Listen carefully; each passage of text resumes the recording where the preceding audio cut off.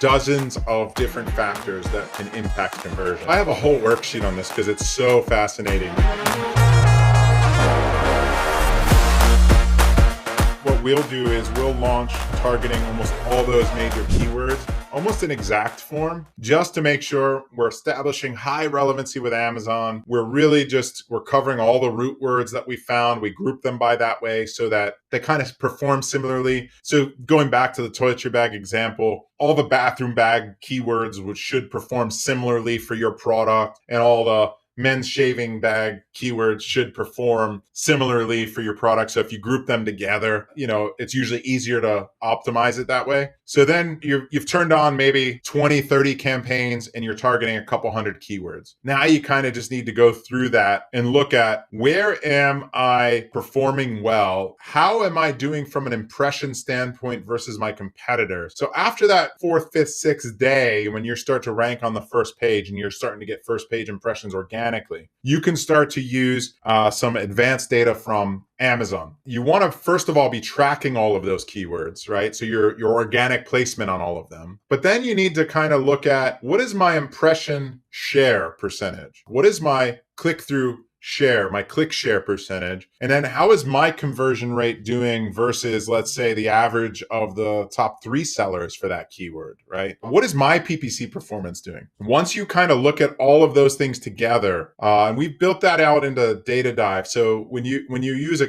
typical keyword tracker, it'll kind of just tell you where you're at the moment. What I wanted to do is kind of put all this new data that Amazon's giving you. So if I know my impression share is 6, that means 5 other sellers are getting more impressions than me on that keyword. Now, if my conversion rate is high on that keyword, my PPC is performing well, and my organic rank is in the top 10 or 20, that's a strong indicator that we need to push more. We need more traffic. We need more to push more traffic and impressions and clicks and sales to that keyword in particular. So now I need to look at, how am I targeting that? Can I turn on a broad campaign, a phrase campaign? Can I be more aggressive with that exact campaign? Where's my placement there? Can I be more top of search? So it's a big feedback loop, because there's a direct correlation between what your impression rank is and your conversion rate versus your competitors. Remember, it's performance times relevancy, right? So if I've established the right relevancy and I have no indexing issues, which you would clearly see if you're tracking, indexing issues look like you're not even on page 7, right? They look like you're way off. Or if you wrote only the broad phrase, or Amazon's not sure, you might be stuck in position 35, 45, but everything else is performing well. That's another indicator you need to rewrite it. So if the indexing is good, and there's a strong correlation between strong performance and good impressions and good organic ranks. So ranking really well, really low. So we want to make sure that we're getting that right feedback. If my performance isn't good, so the SOP is like, step 1 is conversion.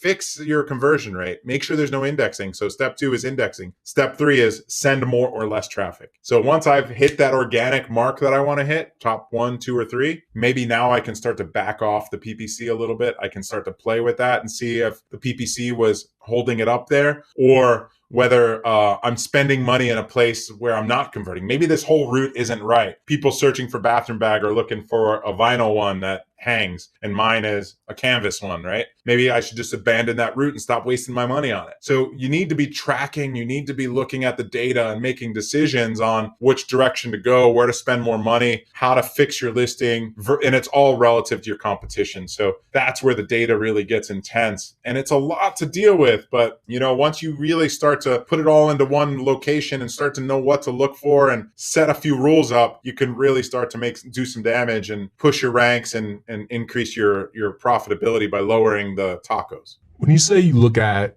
see whether or not your conversion rate's doing well or not, what benchmarks do you compare your conversion rate against? So in Brand Registry, Amazon gives you the top 3 conversion rates per keyword generally. And so what we're doing is I'm trying to go there and say, what is that average, right? Sometimes the top guy is just, an outlier, right?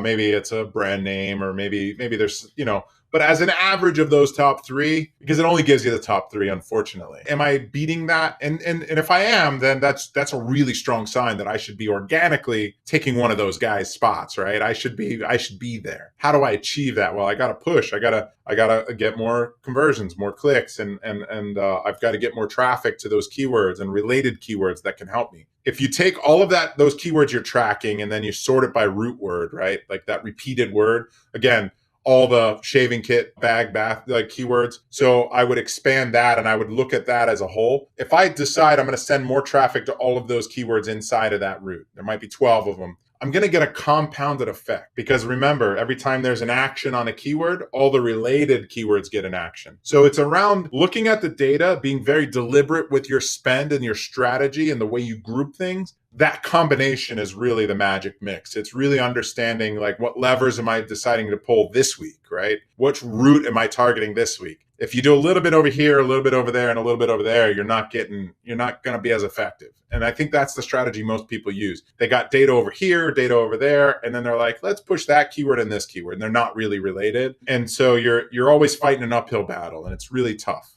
If you look at your conversion rate and compare it against those top three and you're like really far off, what do you do next? Like, what are the first areas for you to dive into to try to improve that conversion rate? So I have a whole worksheet on this because it's so fascinating. There are dozens of different factors that can impact conversion. And so it's going to be around, a lot of times, versus the competition is the big thing, because it's whether they only have a choice. You or the best sellers, right? Or the other sellers. So if you take yours and those three best sellers and you put them onto a worksheet and you ask yourself a series of 20 questions, just honest questions around, how is my main image versus a competitor? What elements are there in their image that aren't in mine? And what do I have in mind that aren't in there? So like a checkbox type thing. Do I have the packaging? What's written on my packaging? Like, is there a big keyword on my packaging, or is maybe theirs has it and mine doesn't? Are my pieces of my product in the image? Do I have a model? Do I not have a model? Is it a lifestyle? Like, there's so many different ways to do a main image. So you really need to tear it down and reverse engineer what's working and what's not working. Then you can go into pricing. You can go into coupons, strikeouts. You can go into like deals and colors and sizes and